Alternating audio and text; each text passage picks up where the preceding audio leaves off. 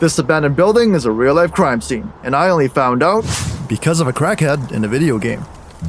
In Retro Rewind, buying illegal tapes in an alleyway feels like a dumb game mechanic. But it's the exact reason the government shut this place down. This one decrepit store somehow outlived Blockbusters by half a decade, only to get completely destroyed by a sticker, a government official, and a movie called Backdoor Sluts 9. This is Big Rich's adult video, closed back in 2019. I started recreating Big Rich's in this game as a tribute to this historical landmark, but I've hit a speed bump. Our inventory is way too expensive. The game starts us off with $325. An adult video in this game ranges from $70 for a bad one to $320. Hell no. And how much do I make per rental? $7. By my calculations, my customers have to collectively beat their meat to the same porno for the next 2 weeks. Running a legitimate adult video store? Nearly impossible. So, I had to use less legal methods. You see, every Tuesday and Thursday night, a note mysteriously slips under your back door. It tells us to meet them in the back alley after the shop closes for a private transaction. And this is where we're finally introduced to the back alley dealer, who helps us procure our inventory for nearly nothing. Problem solved. But that got me thinking. Blockbusters couldn't survive 2013. Big Rich had a weird smell and made it to 2019. How? Like, the math doesn't add up? So I went looking for answers. Buried in the public record was the actual reason this place closed. I found Case File 30077. An unexpected reveal. Everyone expected Big Rich to be some guy named, well, Rich, who was probably big. But the man behind the curtain was actually Sung-Sik Hong, an old Korean dude who the government simply codenamed as SSH, which makes him sound like less of a store owner and more like a Super Saiyan. And just like a Super Saiyan, he survived DVDs, he survived Blu-rays, he even survived the world ending in 2012.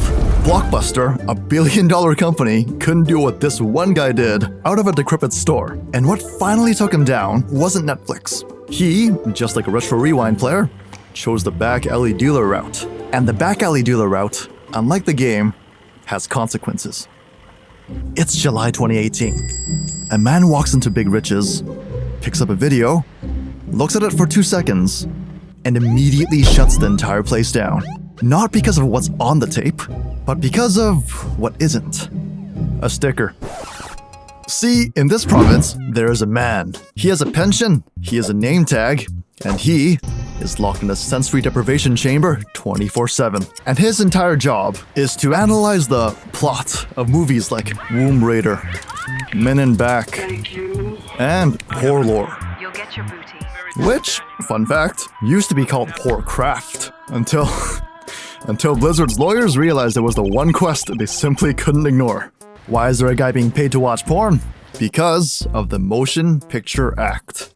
Every video sold in BC needs a consumer protection sticker. Now, I couldn't get my hands on an actual sticker due to the fact that I don't own any adult videos to peel one off of. So, I drew my own. It's pretty good, right? And the only way to get this sticker is to make this guy watch it first. I repeat, this guy gets paid $74,000 a year plus benefits, funded by our taxes, to determine if a movie gets the Nintendo seal of approval. Meanwhile, I'm standing here in a literal alleyway in front of a camera with a tissue box taped to my face, all for algorithm points. One of us is winning, and I don't think it's me. Now, there are actual rules to this. It has to be tolerable and non-brutal. So we can safely assume that 2 girls 1 cup, or the in-game version, 2 ladies 1 cauldron, never got the sticker. And how much does this official sticker cost? $2. Which was apparently $2 too many for Big Rich himself. Mr. Sung-Sik Hong tried to circumvent the sticker tax by selling videos without the sticker. So, by definition, illegal porno kingpin. Now, how did the government even catch him? I like to imagine some mid-level bureaucrat decided he wanted to work from home, drove down to Big Rich's on his lunch break to pick up his research material, and noticed a tape missing the holy seal. He probably examined the video and was like, I've seen every porno ever made. This one isn't familiar. Something is up. The government slapped Big Rich with a license suspension. Case closed, right? Wrong. Because, as established earlier, Big Rich is a back alley, black market kind of guy. 1 month later, on the first day of his suspension, the inspectors came back, only to find that Big Rich's was still in operation. Not only was he still selling, but he had 13 undocumented films. 3 of those videos were government approved, but did not have the stickers. He admitted that the 10 other videos were bought off some random dude who just walked in. He wasn't buying from a distributor. He was buying from the guy in the alley. That is literally the game mechanic, and he didn't even deny it. His exact words to the inspector, "The pricing was enticing." The exact same reason we, as a player, go to the back alley dealer. And think about it. This is probably the first time he was caught selling the videos. For all we know, he's been buying these secondhand or homemade goon videos for decades now. I bet you they weren't even sanitized. And obviously, that pissed the government off. Not because the contents of the videos in question were illegal, but simply because the government did not get to watch it first. But here's what nobody asked about this case.